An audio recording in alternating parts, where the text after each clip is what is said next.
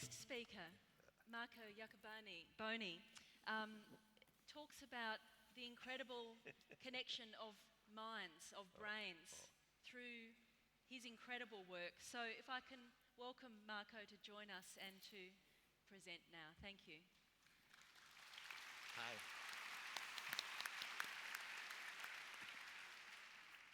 So I think it's great to meet you.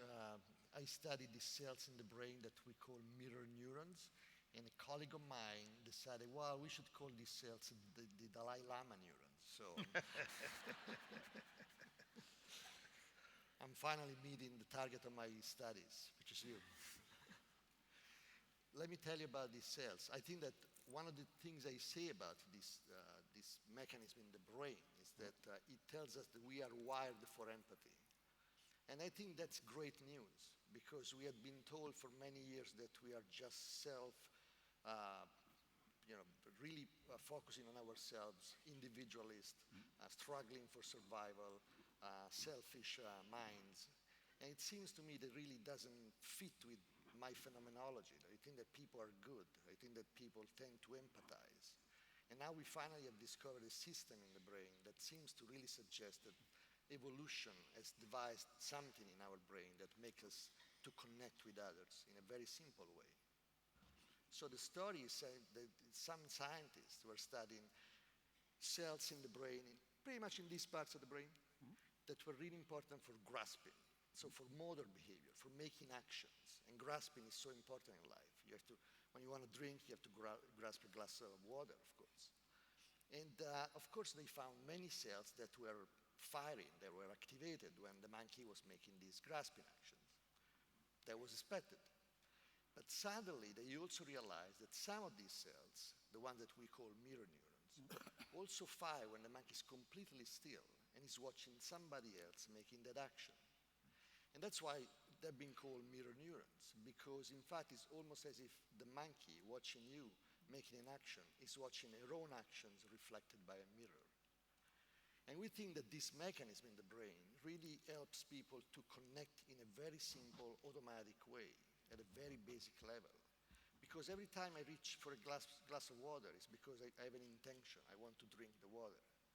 And if the part of the brain that I use to make that action activates, it gets all fired up, when I see you grasping, reaching and grasping for a glass of water, I don't have to make a lot of thinking about why you're doing it. I can understand your intentions. I can do some sort of mind reading, which is very simple. And that our idea is that this is really the basis of social interactions, of the fact that people connect. And it makes this interaction so effortless, so simple. And the first discovery was made on these grasping cells, but then we found that there are cells for smiling. There are cells for also sad expressions. And that really brings us to the field of empathy. And because these cells fire when I make some action, when I see you making an action, it also tells us that they could be very important for imitation. And imitation is really an important... And imitation is very important for a variety of different things. It's important for learning. You learn how to do things by watching others. It's important for transmission of culture. I'm Italian and we like to gesture a lot. We learned that through imitation. But also it seems that it's important for creating some sort of a social connection between people. It turns out that people tend to imitate each other all the time, especially when they are in this situation, face to face. I really like this kind of format because I'm talking to you, and while we're talking, our mirror neurons are firing up. They're really getting connected. And it's an incredible experience. So by doing that, we realize that in fact, this idea that humans are all selfish beings, it's all wrong. And in fact, we are actually really built to empathize. Of course, we can, in some way, we can override that. And my belief is that it happens because of beliefs, that different beliefs kind of separate people. And so the idea is that through neuroscience and through this discovery, we can actually make an argument that in fact we are really, a global civilization for empathy. And it's a great way of saying that in front of you. Now, let me tell you a little bit more about these cells and what they do and what we have discovered. It turns out that if you look we've done studies with brain imaging, which doesn't let you really look at individual cells, but lets you see, how different brain areas are activated. And we wanted to test whether it's true that this system in the brain is important for empathy. And we kind of think that certain brain regions have more of these cells than others. And so we were doing a series of studies, and we were looking at how people, the different reactions of subjects when they actually do imitation of facial expression, seeing a smiling face, seeing a sad face. And we found that the more you are empathic, the more you tend to be concerned about the emotions of others, the more you activate these brain regions. So it really seems to be an important marker in the brain for how social you are, how compassionate you are. Of course, when we talk about compassion, we are talking something much more complex than that. So we think that this system is really for some sort of a low-level form of empathy. But it's like the foundation of a building. You need that system, then create and build higher stories of the building so that you can reach the higher level of compassion. But it all starts, we believe, from this very simple form of connections between people. And this makes me think about, what is the notion of interactions with others? I like to talk to you because I believe that in the Western world, we get a lot of things wrong. We are so focused on the individual. There's this idea of the self that is detached.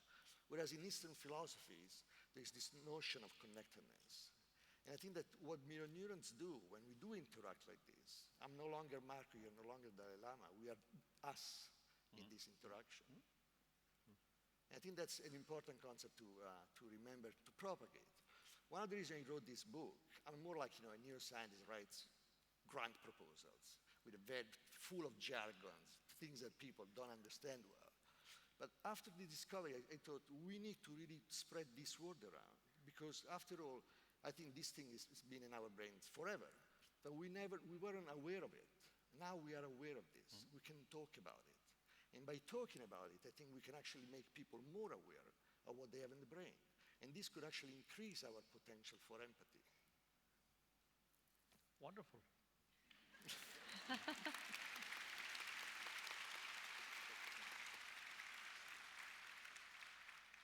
Now, I usually sort of believe basic human nature is gentleness, compassionate.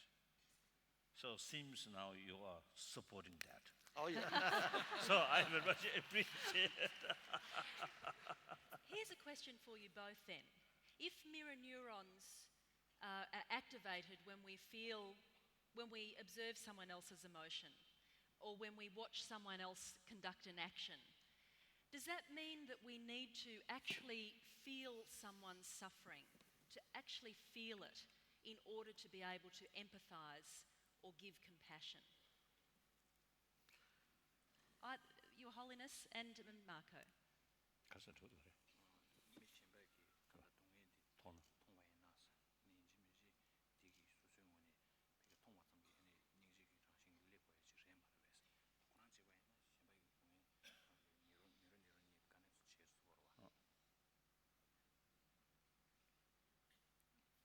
Because this is My answer? Yes. I think a lot of complication. Now, your enemy suffer, more painful, you feel happy. Instead of sympathy, concern. So these are, as I mentioned earlier, there's a very much sort of connection, some other sort of mental factor. I want to ask you, those sort of community or people remain sort of isolate, say in some bush people in Africa or some sort of Arab, some nomads, and also in Tibet, I think some people, their whole life live in very isolated place. No sort of much of social contact. Of course, there are family members, that's there, but much less. And then modern people, and including those sort of people who travel in many places, some kind of the physical level, much more wider contact So do you think some differences in their Yeah, I brain? believe so. Originally, of course, same human being. Right. But because of the environment, do you think some differences? Oh yeah, I think that what happens is that whenever you travel, you interact with people with different cultures, your brain is going to change. It's going to be shaped by those experiences. In some cases, maybe not be good, but in most cases, I would say it's a good thing because it makes you more open-minded. It makes you more tolerant of different kinds of cultures. So I think that, yeah, absolutely, it's going to change the way you actually think and the way your brain actually perceives things through these experiences. Because we know, when I went to medical school, I was taught that, you reach a certain age, and at that point, the only thing that can happen in your brain, you lose brain cells. Bad news. It was all wrong. That's the beauty of science. Science, you have some beliefs which are often supported by data. But then you have new technologies, you do new experiments, you find different findings that challenge your beliefs. At some point, you have to change those beliefs. You have to change the way you think. I think that's one of the few activities in humans in which humans are so willing to change what they think. And I think that's one of the beauty of science. So for those who are there, and I know you've done some work on this, are there people who fundamentally, through no fault of their education, their parenting, but they fundamentally feel no empathy because of something to do with their mirror neurons and their functioning of them? Well, I would say,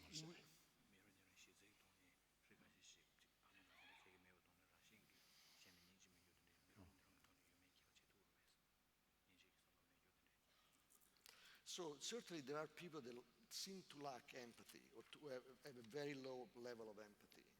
And we know that there are many different factors that may have produced that kind of condition. Where mirror neurons were, working not so well in these people, or they became dysfunctional because of life experiences, that's something open to debate. And I'm open to, and probably both situations apply to different individuals. I would say that the good news is that you can retrain those systems. We know that the brain is plastic, there is plasticity even in the adult brain. And so one thing we're trying to do is to figure out, if you have this system in the brain, you also have to have a control system. Because even though it's nice to have your posture and to imitate each other, we don't imitate each other all the time. That would be totally dysfunctional. If I say one word and you repeat that word, we wouldn't have a meaningful interaction. We have to also have a back and forth of communication. And in fact, there are some patients with lesions in the prefrontal cortex that show this imitative behavior. They can't help it, but they imitate whatever they see other people doing. That suggests that the lesion in the brain damaged this control system. And so the idea, what we want to do now is to try to figure out how to, first of all, where is it in the brain? How does it work? And then try to modulate it, because in principle, we can restore empathy in people that actually lack it through this better understanding how it works. Your Holiness, if compassion in this way, or if our capacity for empathy is biologically imprinted in our brain in this way, it makes me wonder why we don't extend compassion to other species that we are also dependent on. So right down to the worm in the soil, it gives our soil health. We survive because our soil is healthy, but we don't extend our compassion to every species in the way that perhaps we ought to, and the way that perhaps biology tells us that we should. What do you think of that?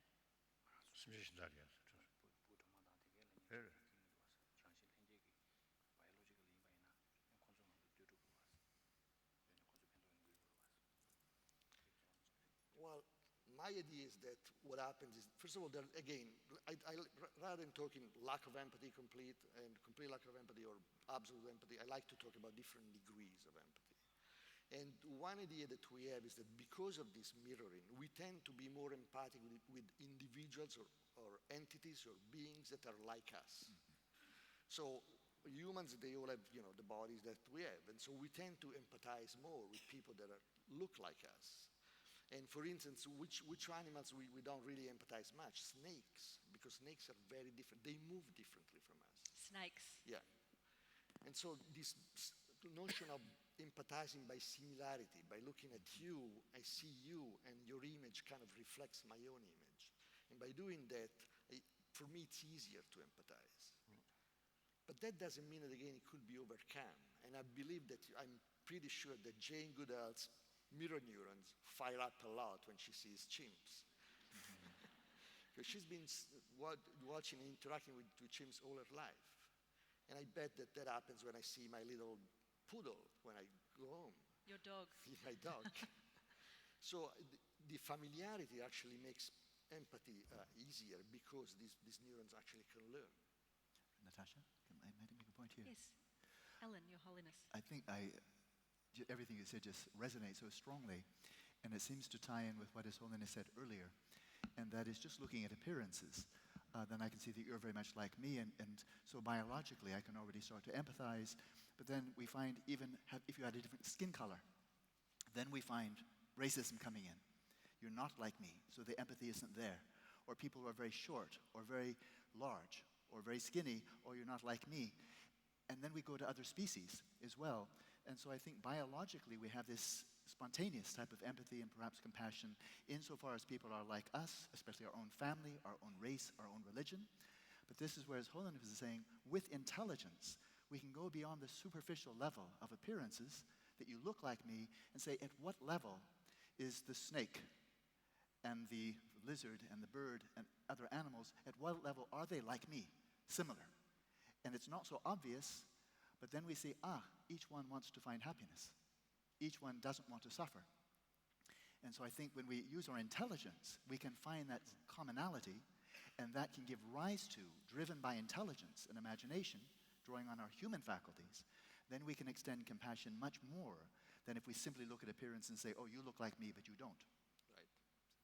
Well, I think that one implication of this is, for instance, for learning. We know that because the way these systems work in the brain, we think that the way we learn concept is also through this embodiment. And so we are applying this concept to how to teach concepts to college students. We are doing experiments on the college students at UCLA are pretty smart kids. And we teach very complex concepts. We're doing experiments on this, in which actually the students embody the concept. For instance, packet switching in the internet, which is a way in which you transmit data through the internet. You can teach these, and students get it to a certain level of understanding. But a way of teaching that is really effective is to ask them to actually to act out the packet switching, which is what we tend to do is to give them pieces of paper, they rip them apart, and they pass them around, just imitating what happens in the internet. So through the body, you can actually get to a level of understanding, or you can do it with a much more intellectual way, which is the way you were thinking about. But I'm thinking that if I really want to empathize with the snake, I can use my intellect to empathize with it. But another way of doing it is to really try to mimic what the snake does, to make his movements. And by that way, I can actually feel much more the emotional impact of my empathy for the snake. Your Holiness, you'd like to hear from Pat? Pat, do you want to add a comment at this point? Well, I was just listening, and I was wondering, do politicians have mirror neurons?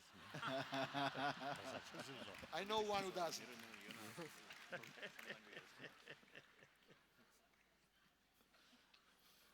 What do you think? I think basically same.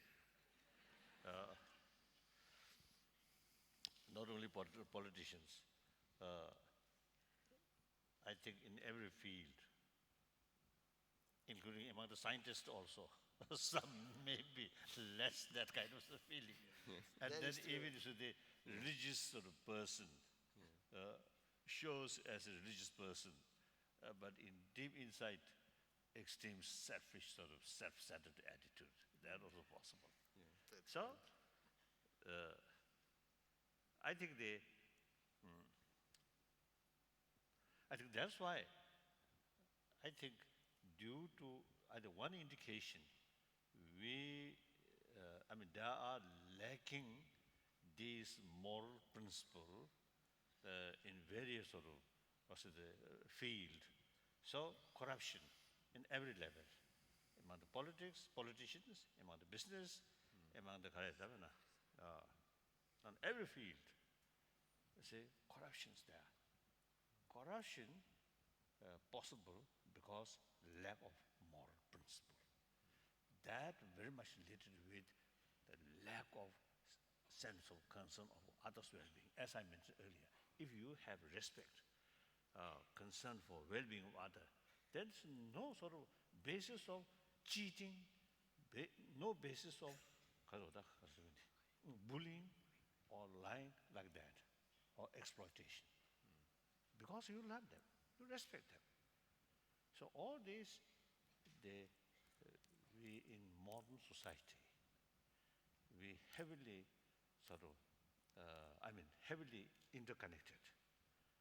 And then, due to lack of moral principle, exploiting other, cheating other, so making more money unjustly. So that's the corruption. So not only politician, but everywhere. How do we fix it? If I sort of, with the name of Dalai Lama, so carry some sort of mischievous thing, then Dalai Lama also can be very corrupted Dalai Lama, isn't it? So self-discipline, watching yourself, so that's important. Marco, So I think I feel they talk people importance of love, compassion. The people may not sort of listen very seriously. When scientists explain for health viewpoint, it's important. And as you mentioned, we have these potentials. Then I think people may believe, may look more seriously. So that's why, I consider it's very, very important to have this kind of dialogue. When I participate in the meeting with scientists, I'm not talking about certain Buddhist sort of concept. I often is telling them, this is not sort of actually, and some time back, our organizer, they used the word dialogue between Buddhism and science. And I made correction. This is wrong. Within Buddhist literature, there is science section. Usually we do not sort of describe science, but actually science, simply they study or analyze what is reality, external matters, as scientists do, and then internal matter, quite roughly about brain, different nerves, also is mentioned. Then most important, the different level of mind or consciousness, sensorial consciousness, mental level, and that also you see the dream level, deep sleep level, and awakening level. So you see more explanation about these things. It's truly science. When we describe these things, there is no concept of positive and negative. What it is, simply try to analyze that reality. Then another sort of group, another category, that's Buddhist concept. Now, on the basis of the reality, momentarily changing, that then we develop concept of impermanence, momentarily changing. And things exist due to other factor. Then Buddhist concepts say interdependency, absence of independent existence, like that. So this concept, again, the concept is just concept. Then third level, Buddhist religion, then make a connection. That's the reality. So the concept must be like that, impermanence, like that. So then make a connection. Many wrong sort of conception, many wrong sort of destructive emotion, many destructive emotion based on wrong conception. So that way, use science and concept for practice of Buddhist religion. So our contact or discussion with modern scientists, not Buddhism, and philosophical field, to some extent, like impermanence or interconnectedness, and then many science. I notice, as a result of now almost 30 years of experience, as far as there was a knowledge about matter or particle, quarks, the Western sort of modern science highly developed, really wonderful. Yep. Now the inner science about mind, about emotion, I think the Eastern philosophy, ancient Indian sort of tradition, seems much developed. So combination or dialogue, modern scientists, and also the knowledge about ancient Indian sort of psychology combined, I felt it's quite Yes, useful. I think there is a lot of interest in neuroscience, in Eastern philosophy concepts, because we made discoveries that really map well onto this very old concept. The concept of interdependence. It's something that the Western world never really got it right, except few phenomenologists. And the discovery of these cells in the brain really tells us that our brains are connected. And the studies in physics are showing that, the phenomenon of entanglement that was considered something that would happen only in the micro world. Now we have evidence it happens in photosynthesis. There may be even some evidence, though it's not conclusive, that it may even happen in the brain. So in principle, even brains can be entangled. And that's a concept that really comes from Eastern philosophy. It doesn't certainly come from our Western one. Just before we come to Pat, I'm interested in, I don't want to leave behind this corrupt soul we were talking about before, because I think Buddhist philosophy has some interesting input for that person. In Buddhism, ignorance is thought to be the basis of all suffering, ignorance. And yet, many of those people who are corrupt don't seem to suffer. They seem to be ignorant of their own corruption, or they don't suffer. They are corrupt, but they don't suffer. In fact, they seem to thrive. That's out of their ignorance. Yes. So exactly. They feel very successful. So what do we tell? That's right. What do we tell those corrupt people? How do we make them less ignorant to their own constraints?